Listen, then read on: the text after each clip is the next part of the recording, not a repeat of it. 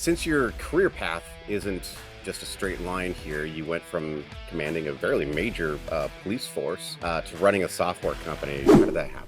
It was a leadership mentoring company. We'd always had a diagnostic tool, an early version of which I used when I amalgamated Bristol and the police. And then we became a consultancy with a cool tool. And then about 8 years ago, we actually realized we were a software. What is it that makes leadership require that trusted group where you can be vulnerable? And why is leadership so lonely? It's probably a bunch of people that we got to work with to make stuff happen. And life is much better and happier if we're aligned around a set of values.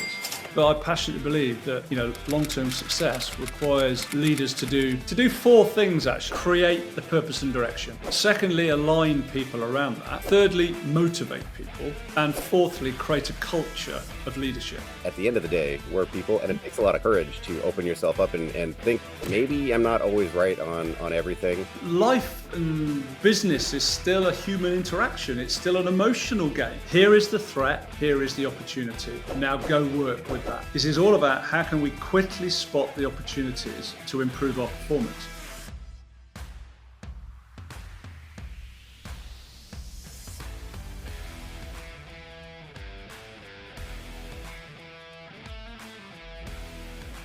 Welcome to Max Value, the show for business owners and their trusted advisors who are on a mission to maximize their value with business valuation, exit planning, strategy, and maybe even getting a finger on the pulse of your business culture. I'm your host, Ben Town, and today we're joined by Mike Roe of 10 Cents. He's the CEO over there. It's a UK-based SaaS company which helps organizations take a real finger on the pulse of their teams using structured sense-making and leadership science. And before that, he was a chief superintendent in Bristol for the police department there, commanding over 1,500 officers. So, Mike, welcome.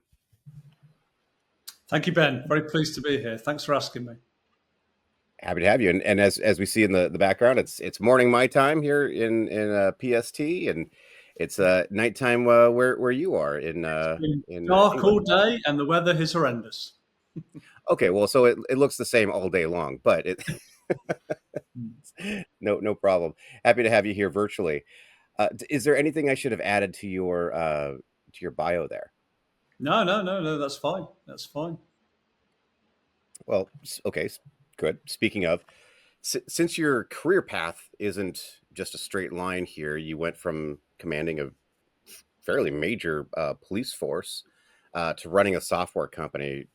How did that happen? Take us through the history of that.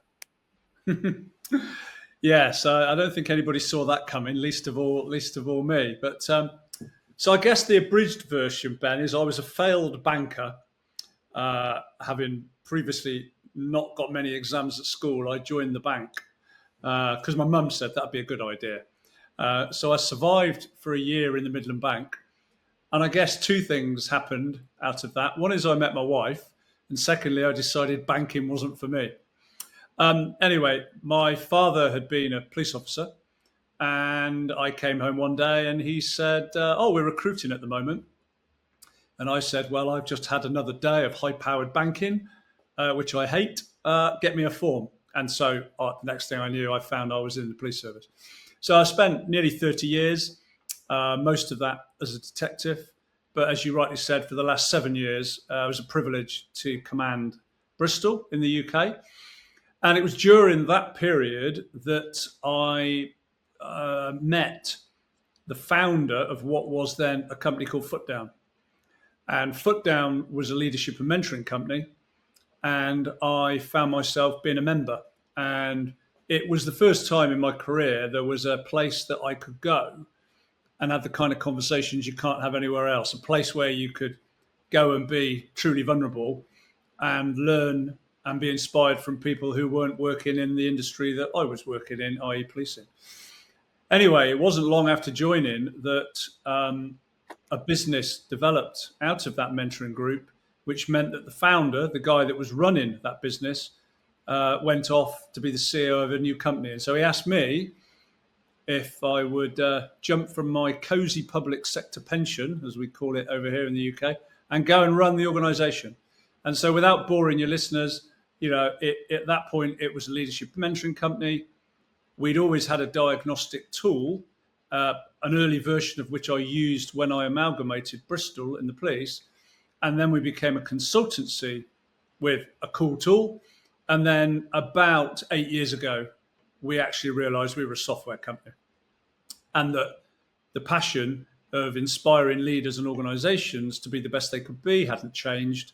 But I think we realized our contribution was in deploying the diagnostic to do the heavy lifting for organizations. That's a brief version of how I came from a cop to be a software guru. Not. Yeah, absolutely. Well, especially the way you're able to tell the story. I mean, it does draw the through line between policing, which doesn't sound at all the same as doing leadership software, essentially. But truly, it is. Through that evolution of mentoring to then really taking some of those same insights and making a one to many type of product, so you can actually expand your reach as a coach, as a mentor, as a leader. So that's very cool. um yeah, go ahead. Well, no, you're just stimulating a thought. I mean, one of the things that when you look back, it was how do you get your arms around 1,500 people, multiple sites, different functions? How do you tap into what's really going on so that when I used to leave my headquarters, did I go left or did I go right? Did I go Mm. over there because there was something not working as well and I needed to go and check it out, or do I go over there because someone's doing some great work and I need to go and thank them? So I think your musings stimulate that. I guess all the things I've done have always been connected by trying to build high performing teams, try to solve problems, and try to deliver either a great customer experience or community experience. So that's the connection, I think, between them. Now that's the interesting thing, the concept of community and customer being in the case of the police department the same. Your Mm, customer is the community, literally. And then when we talk about having a community for say my business, I mean mm, those are the customers. And mm, so I have seen, actually, there's been a little bit of a trend to talking about your customer set as a community, part of the XYZ firm's community. And I think that's really, really interesting. I mean, in a certain way, we're bringing a lot of how we interact as people in our personal lives to our business life. And I think at least certain aspects of that make it really, really more dynamic and more strong, and a lot of the relationships more sticky, which is what you need to do to have a good strong business. mm. Yeah, values. It's values, culture, and leadership. I mean, those are the things that connect for me. That's it, right? And well, and think about it. I mean, that's what we do in our Mm, personal lives as well as our business life. So it all makes sense to me. yeah. Uh, when we're talking about being a leader of professionals, and as you've been in multiple facets of life, and they need in you've been a coach, you've been a mentor, and you've been literally that leader multiple different times. It's really important to have the trusted advisor group, Mm, right? So what mm. is it that makes leadership require that trusted group where you can be vulnerable? And why is leadership so lonely? I mean, I have my answer, obviously. Well, I mean, I think the first thing to say is that um, leadership is a continual kind of, I hate this phrase, a continual journey. Every day is a school day. And I think the moment that you think you've cracked it is probably the moment when you are most vulnerable. And people, if they really, would really tell you the truth, would tell you. So I don't think we ever get there. I don't think we're ever done.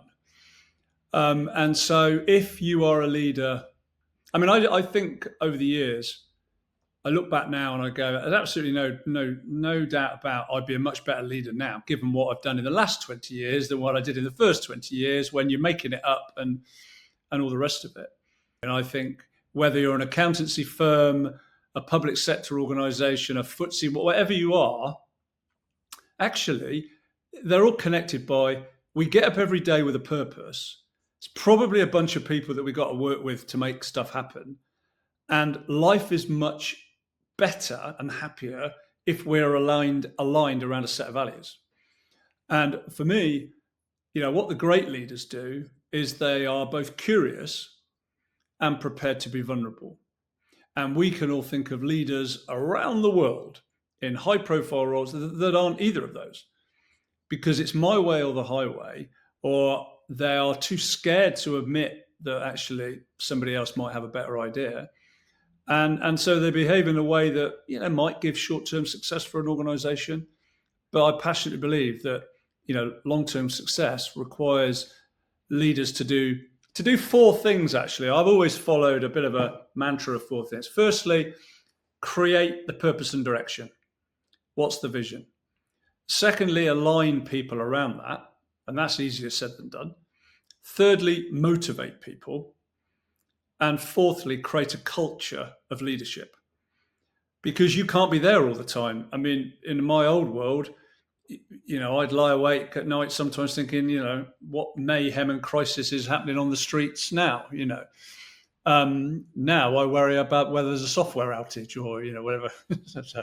But you take my point that so it's not complicated on one level, but actually being persistent and doing these simple things well all the time is tough. And so come back to your point, which is when we don't have anybody we can truly sound off with, then life's tough. And I didn't for many, many, many years, at all. It wasn't really till I left the police service and became a coach that I realized what I'd been missing.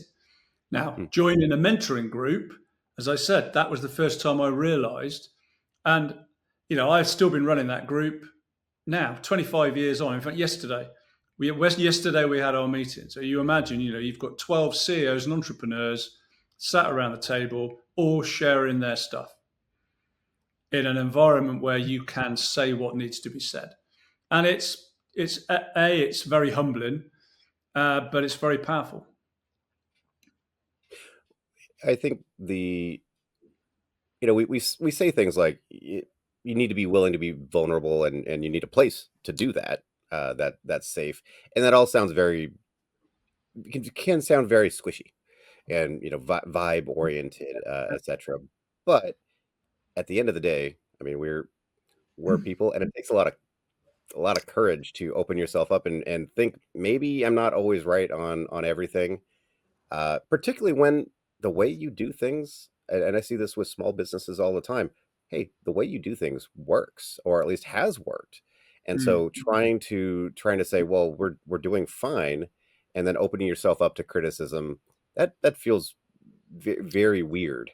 And it does take a lot of courage to get over the hump of, okay, good or not, maybe it's not perfect. Maybe we can do better. Let's try it.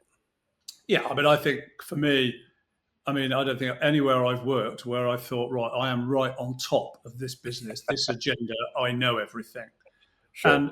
And so therefore most people know more than you.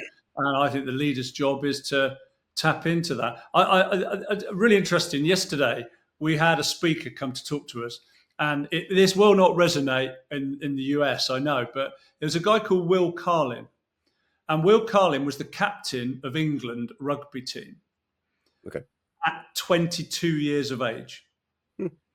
Now, you imagine being made the CEO of a company at 22 years of age, where all the other players are, big, experienced beaters. Now, I'm using that just as a metaphor for you have to deal with that in a very different way. And so we all know there are quite a lot of different leadership styles, and there is no wrong style. There is just a wrong time to use it. And so we as leaders, I've got 6 people now. I have as much grief and trouble, leading 6 people. with all their needs and all the rest of it than 1,500. So I don't think the agenda changes. It's a mindset thing, and I think if we think we know it all, there's a good chance we're going to disempower and disengage the people who are looking at us going, "You muppet." Definitely a definitely something where you could employ situational leadership, something where if you're only bringing a hammer to the job, then everything looks like a nail. Make Yeah. sure you have a full toolkit. Absolutely.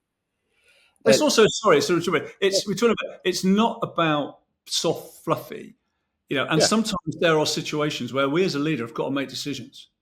yeah, But there's something called perching. We use this phrase perching. I don't know if this podcast allows time, but Dr. Mike Carter, who built the Tencent product, talked about perching, and so he uses the analogy of birds. And so what birds do, and you go, birds fly. What happens to them if they don't perch? Well, we know what happens. They'd fall out of the sky and die. And so it is with executives or teams.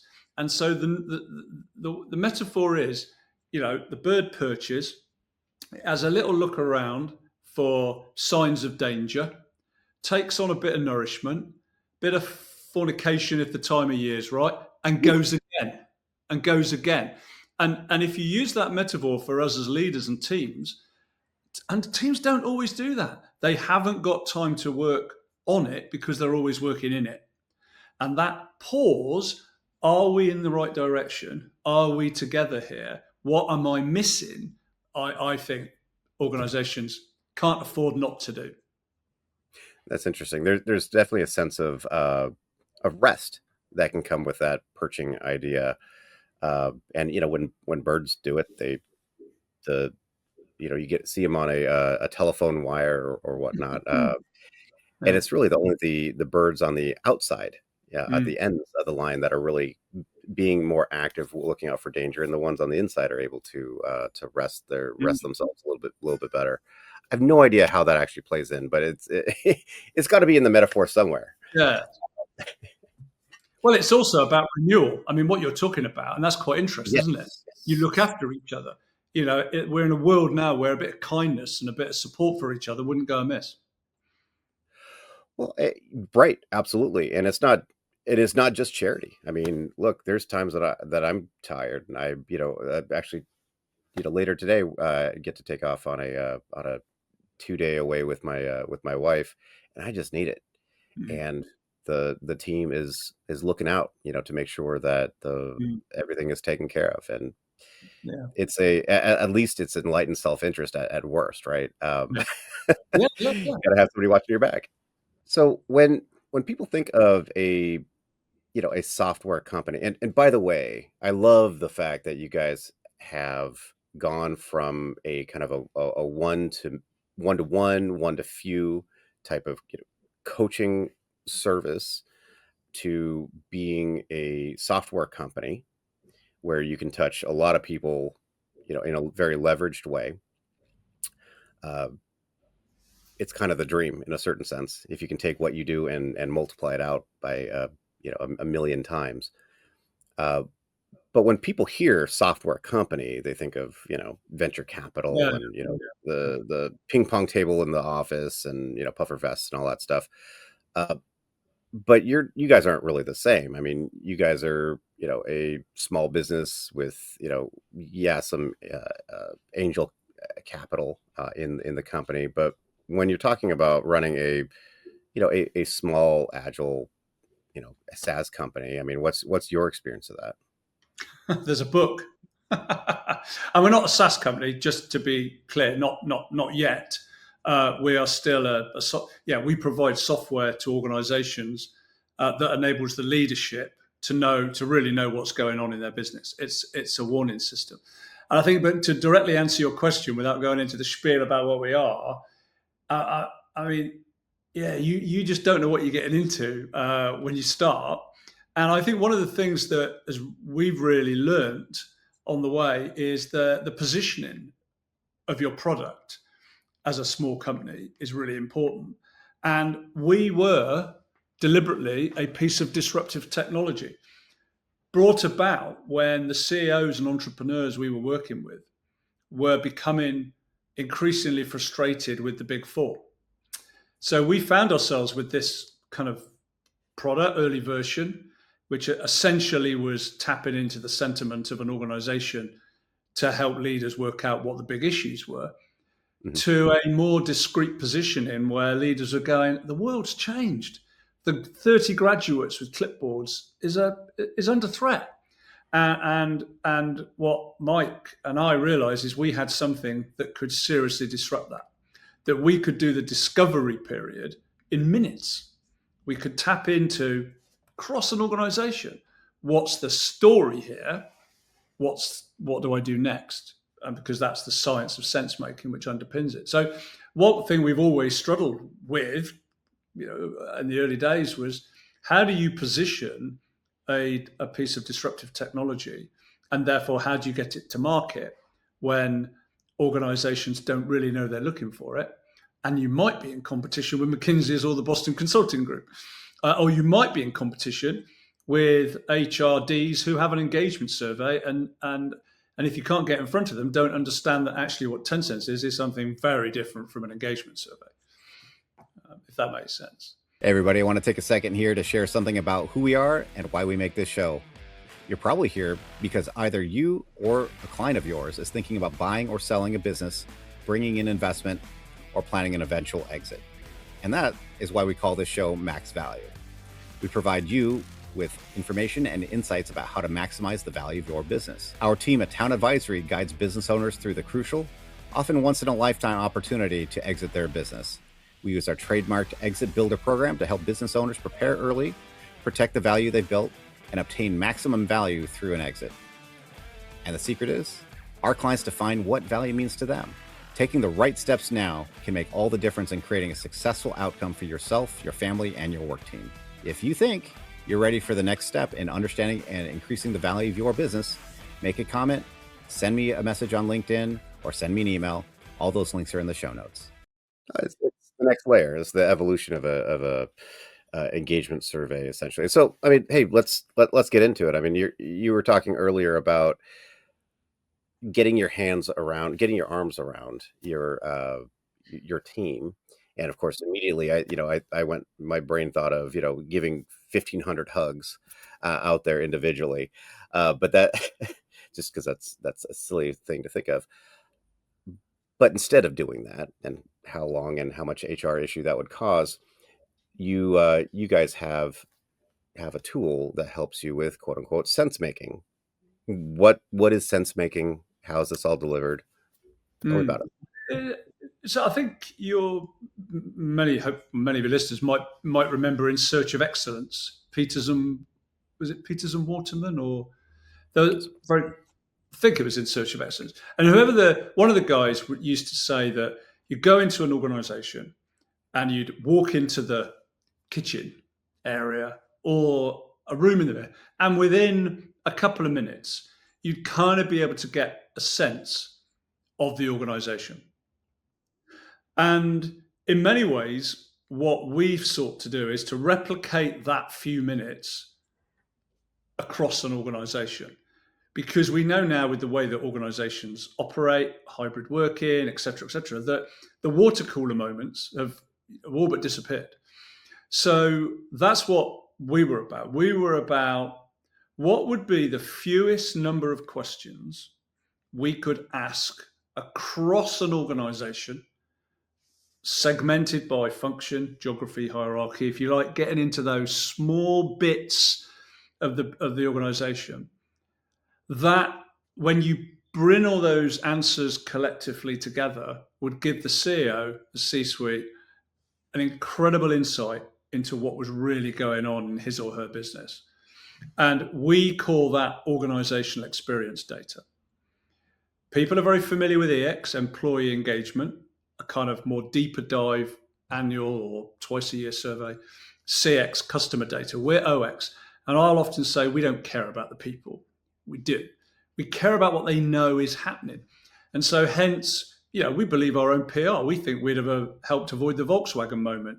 You've got Challenger, you've got Boeing, you've got lots of really high profile examples of where organisations go wrong. Well, the people knew there are weak signals that if you can tap into, will help you. So, I mean, we work with an accountancy firm now who are into their 4th year of working with us, where their CTO said, "You now predict our profitability in 2 months' time." So that's the power of the data. And the but is, to go back to what we were talking about 10 minutes ago, it still requires active leadership. It still requires leaders to look at the data and go, what's this telling me? What don't I know about this team, this division, this country? And to get curious. Because what we're not about doing, although we will provide suggestions in our reporting about what they've got to go and get their hands dirty. They've got to go and find out what is happening in Ben's team. How can we support Ben? And then that's what we're about. We're a warning system, helping leaders stay ahead of the game, whether you're an accountancy firm or whatever else. I mean, it's really interesting. A bit of a shout out here, if that's right, to Zane Stevens. Zane? Yeah, I know Zane. Yeah, absolutely. But Zane's just run a pilot with his organization. And I was talking to him about how we started life with 360 clue cards and a big board, and all the C-suite would play all these clues, and I'd go around and I spent my life sort of sorting out cards. And the idea is we'd get to the big 3 issues. Well, fast forward, and it is where it is today. And it was him that coined the phrase. So you've gone from the view of the few to the truth of the many. And I thought, Zane, that was absolutely incredible, because he nailed it. Because you can have the C-suite in the room and they're all talking about their issues. And of course, what I know now, 10 years on, is that whatever they think often bears no reality to what the people on the ground are experiencing. Mm-hmm. And so we have to tease out those gaps, because that's where the performance improvement lies. Perception is reality. The people over there in Europe or the US, whatever, what they're experiencing, what they perceive to be experiencing, is reality. Right. Anyway, that's us. That's what we do. Well, and that it makes a ton of sense, because I don't know necessarily what, and we're a small team even. I don't know what everybody on my team is doing, every minute of every day. That's for sure. No. And what they do every minute of every day is what our customers experience as the reality of my firm. Whereas you multiply that out by a couple of zeros, and you just multiply that problem. I mean, well, it's only a problem if you don't have the insight, right? If you have the insight, then it becomes a leveraging of what you do know and to have happen. And it becomes even more critical when organizations go through change or transformation or acquisition. I mean, there is a CEO who I will connect you, because I think he'd be fantastic on this podcast. Cool. Who's used Tencent in 4 companies, but the very first company he used it in was in preparation for an IPO, and it was, okay, I am going to get my organization sorted. Not all the technical stuff, which was brilliant. It's a manufacturing organization, but I am going to make sure that the people, the culture, the leadership is right. Because if we're going to do a successful IPO, that's the stuff that's got to work. And of course, we know from private equity and from mergers and all the rest of it, all the due diligence is done on the financials. I spoke to a guy once, private equity guy, he says, yeah, we do all this due diligence on the numbers, the money. And he said, these were his words, he said, we then find we've bought a basket case. And of course, we believe that we have something that would avoid them buying the basket case. Now, you mentioned something interesting, kind of on the number side of it, if you will. You said that one of your clients who's used you, it sounded like a CPA firm, had used you for a number of years, 4 years, and at this point could correlate the results from the feedback, the sense making in Tencent to their profitability, or their expected profitability.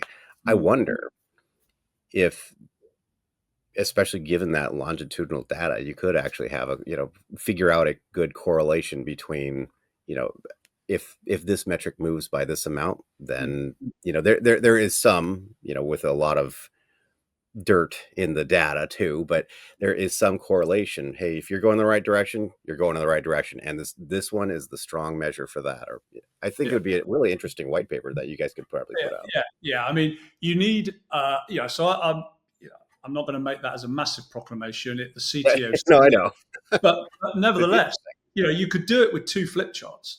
But I've got absolutely no doubt that if I showed you the results, let's say, of a key part of the business, and just for your listeners' benefit or viewers' benefit, we have a dashboard that shows where people think the performance energy is being expended, the motivation of people, which is a reflection of leadership, team attributes, do we have the skills to deliver, and culture climate. Now, without going into too much detail, if I could show you those lenses in a team that's poorly, visually is poor, if its performance is currently good or okay, I can absolutely assure you it's only going one way. Mm-hmm. And it may not have started to impact on the numbers, but why wouldn't you get ahead of that? Because these people here are screaming. They're going, we can't keep doing this, and we ain't going to keep doing this. Or equally, could show you one where the kite marks are brilliant and the report is brilliant, and they're doing that. Well, we need to replicate that. Mm-hmm. We need to thank her or him, but we need to find out what are they doing. So that's and the customer of which I speak, they were able to do some data correlation to be able to make that case. But no, you're right. But I would argue, you can do it now by eyeballing it. That is funny. I mean, in one sense, the human eyeball is actually a really great pattern recognizer, right?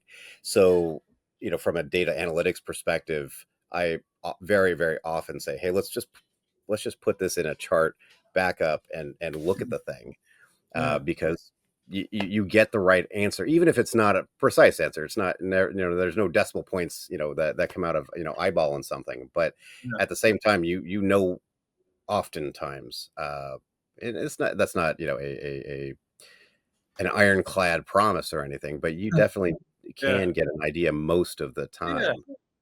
And let's not get carried away. The data is not the panacea. We want to augment decision making, not replace it. But life and business is still a human interaction. It's still an emotional game.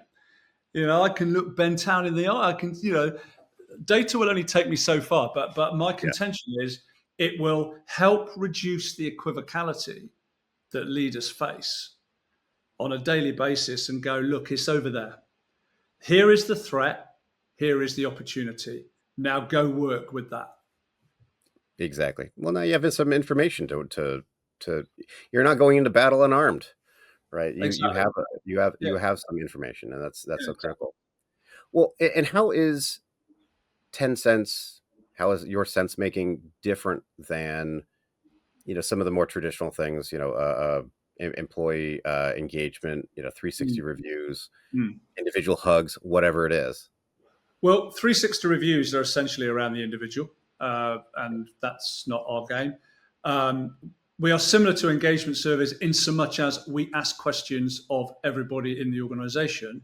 But as I said earlier, we are a frequent pulse, asking different questions to extract different outcomes. We are, if you like an MRI on a monthly basis. And sense making, and the other reason why we're different is sense making is a science that's been around for a long time. It was developed in the late 60s by Carl Weick in the US. And without, again, going into massive detail, for people like me, it is, how do we pick up the cues and signals from around us every day, which we do, we receive them. How can we create meaning and understanding around that so that we can make decision, take action? And so what Mike Carter, who's our chief scientist, did is, Mike is an exponent of sense making. and he is the one that's built our diagnostic. And so he brought utility to sense making by building the diagnostic. And we worked very closely with, for quite some time, with a university, the University of Bath over here in the UK, where they helped us with the efficacy of our approach and the validity of our questions.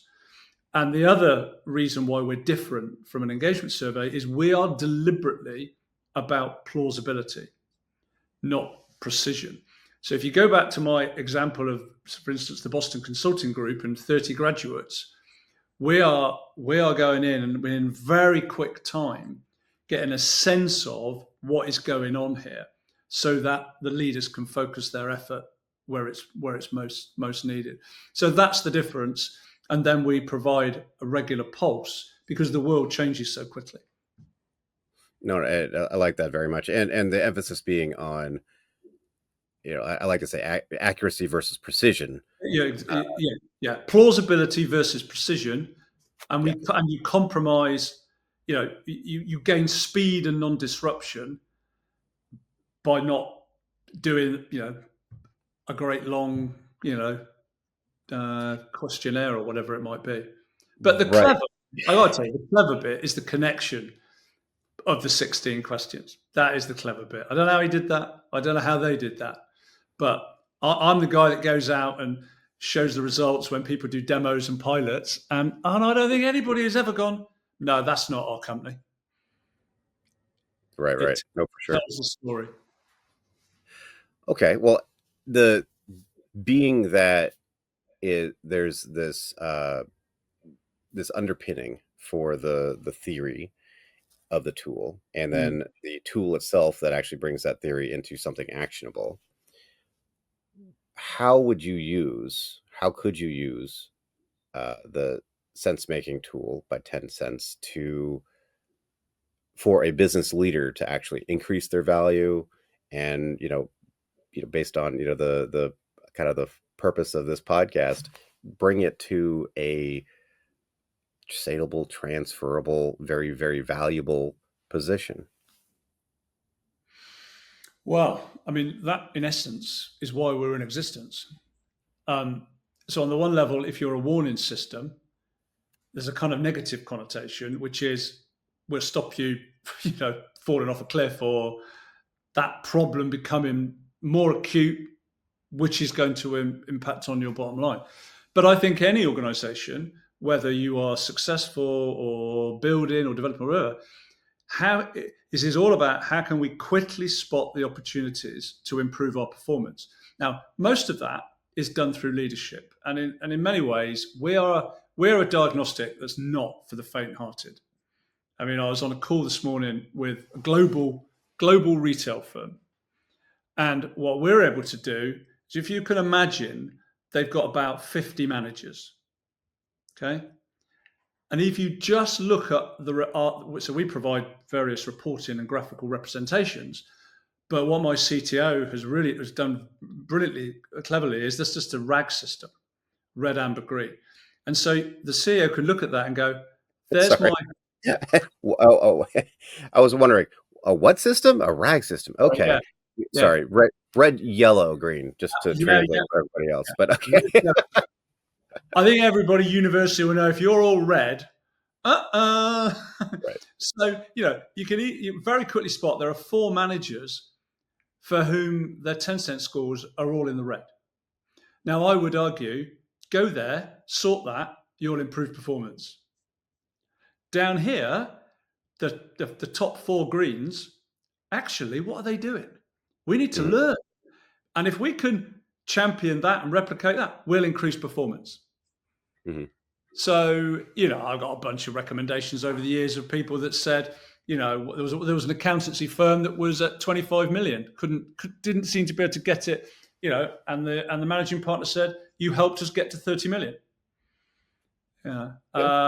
So, sometimes it's a bit difficult to actually put precise numbers on it, but I'm pretty confident that, over the years, we have either helped things get worse but we found the opportunities to improve performance, mostly through leaders being even more aligned and getting best value out of their people.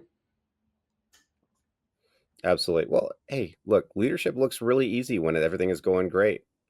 It looks really easy, and I've seen your sense making tool, and it looks very simple. But as we know, it takes a lot of insight and work and effort to make things look simple. Just like Mm.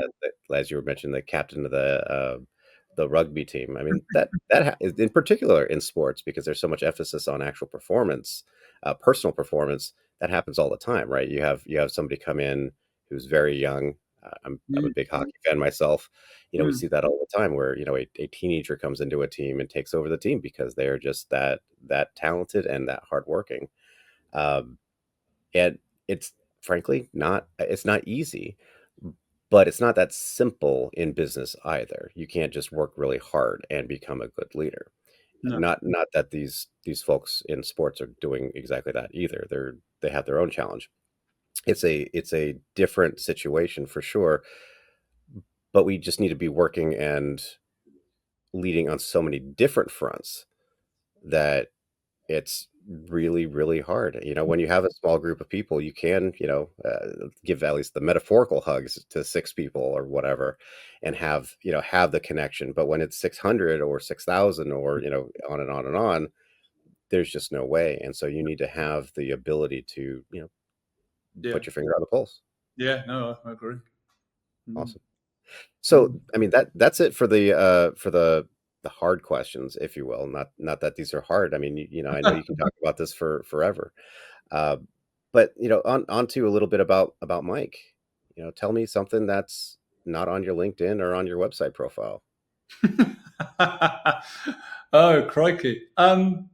Well, I pretty much spent most of my life playing sport. That is the thing that meant I failed. Nobody told me at school it was better to do double German than play football for the school team. So um, that was a bit of a so sports always dominated my life, and in many ways.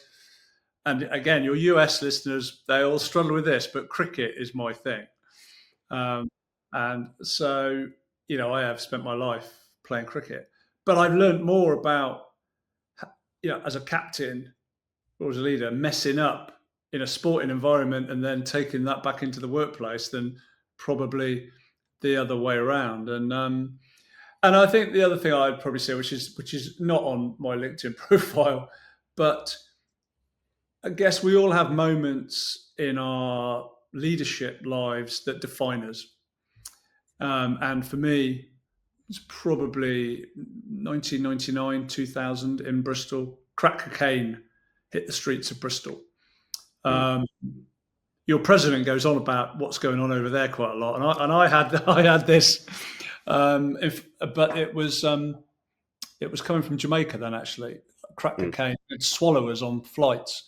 It was a humanitarian disaster in many ways, but what happened was, long story cut short, it landed in Bristol and crime went through the roof.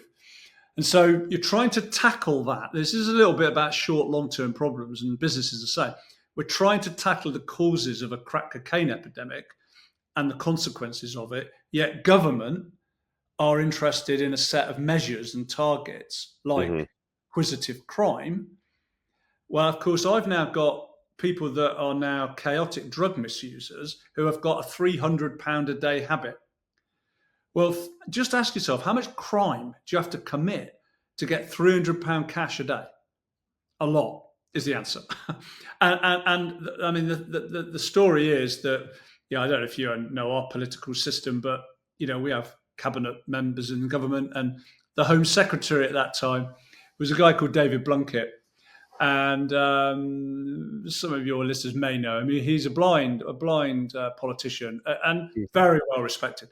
But at that time, he couldn't understand why an idiot like me was presiding over such a surging crime in Bristol and wanted me sacked.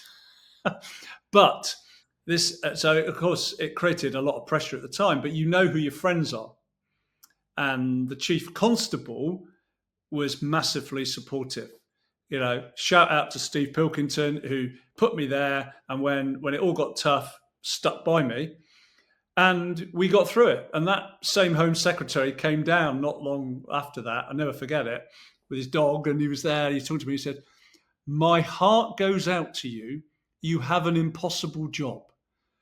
And I wanted to say, "You weren't saying that 12 months ago when you when you wanted me sacked." But thank you, Mr. Blunkett.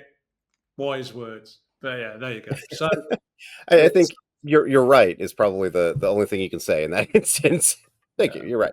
it's life. It's the politics of it. You're in public service, but what you build up a sense of resilience. And go back full circle to your question about, at that time I didn't have my group. If I'd had my group, well, I'll tell you what did happen. When I did join the group, I was member number 7, and I'm sitting around the table for the first time, meeting my new friends, and then they're all from the private sector, and I'm moaning. I'm moaning about the Home Office and targets, and why we're not just. And they said, interesting. The difference between you and us, I'll never ever forget this, is they said, you don't lose your car keys. And what Okay, explain that. Yeah. they meant was, working in the public sector, okay, there may not be the massive rewards in terms of salary, blah, blah, blah, but it is fairly stable employment, i.e., they don't take away your car and your benefits if you're not hitting your targets. If we don't hit our targets, our board are already finding our replacement, and we don't know about it. That's the rule. 2 quarters. Well, there you go. But anyway, so a bit glib, but the point is made, is that, sometimes we just got to get on with it. And there's a lot more similar about leadership in multiple different disciplines than there is difference in how leadership works. Partly because we're people, and people work the same, whether that we're talking about policing or in the boardroom or, on the line, whatever. So I always ask this. What are you reading?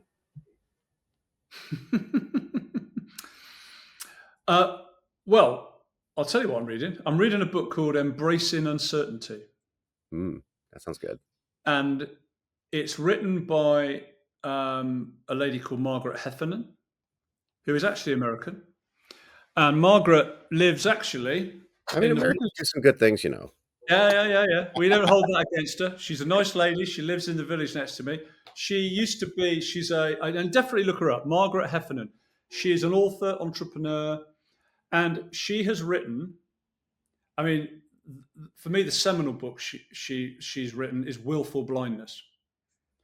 And that book is full of evidence and insights about where senior leaders and organizations were willfully blind. And the other book she has written recently is a book called Uncharted. And you would think she'd written it post-COVID, but she wrote it the year before COVID, and it was prescient. And so all of her books are absolute massive lessons for leaders, and I should say, Embracing Uncertainty, which I've only just started, what she's writing about in there is that the only way, or not the only way, we need to get creativity and innovation back into our way we run our businesses. And we can draw on lessons from artists, from musicians, from people who spend their life engaged in creative, innovative activity. We have to take some of that learning, and as leaders, we need to be able to apply some of that for us to be able to embrace and deal with the uncertainty that is now going to be the norm. I can't disagree with any of that. That all sounds pretty good. That I will check out. Well, I wasn't anticipating that question. No, I figure it's enough of a softball that I can just go ahead and bring it on people. And I haven't so far run across. I think I've run across one person who says I don't really read, except for. But it turned out that they, did read, trade journals and technical stuff, as needed, but not so much for fun or personal development. But almost everybody I've talked to so far has really had an interest in improving themselves through the medium of reading, or like in my case, a lot, through audiobook, but same thing to a large extent. So very cool. Yeah, Thank you for sharing that. that's all right. You're welcome. Well, if you want to be found, where can people find you? Well, they can easily find me on my LinkedIn profile, really, which I'm sure we could put up on here. Right. Or yeah, that's probably the best place to find me. Or on my email address, which is Mike Roe at 10cents.ai, which is pretty easy. Or they could find me through you, Ben. So I'm sure that would be okay Absolutely. as well. But don't put a W in Roe. That'll be all I'd say. Otherwise, you'll never find me. Well, you get the dirty jobs guy at that point, right? That's not, Oh, not the right Mike Roe. All right. Well, night has fallen where you are, and I think the curtain is drawing on this episode. So thank you very much for joining us, and it's been a great conversation. no, it's Talk to been you a next pleasure. time. Thank you for inviting me, Ben. Absolutely. Cheers. That's a wrap. You've been listening to Max Value Podcast. And if this episode provided any interesting information, hit that subscribe button, smash like, and drop a comment below. I'm Ben Town with Town Advisory, and I'll catch you next time.